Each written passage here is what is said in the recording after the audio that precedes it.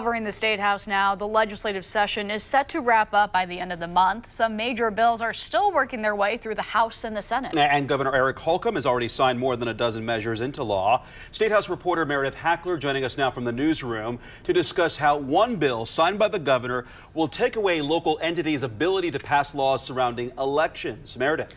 Mark, Senate Enrolled Act 106 is what is referred to as a preemptive law. This is when the state legislature takes away a local body of government's ability to pass a law in the first place.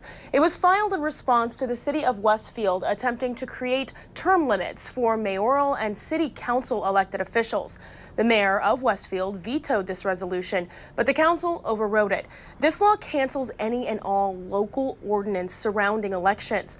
One political expert I spoke with says these laws are becoming more common with Republican-controlled legislatures, while supporters say it will increase voters' trust in elections.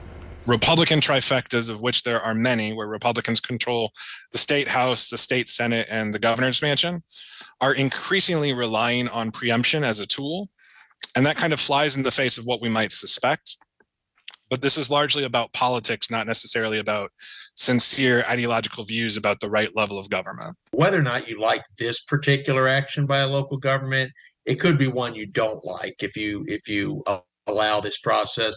For example, the issue that came up was term limits. We actually favor term limits, but not having one locality put in place to get rid of one mayor.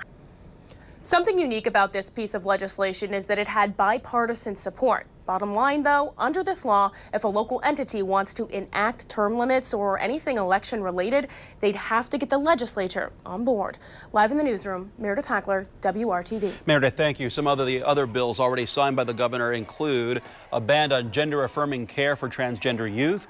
The ACLU is suing the state over that law, which would go into effect on July 1st. Another measure would regulate landlords and property management companies that don't pay utility bills. Meredith will show us how that can help Hoosier renters coming up here on the news at 6.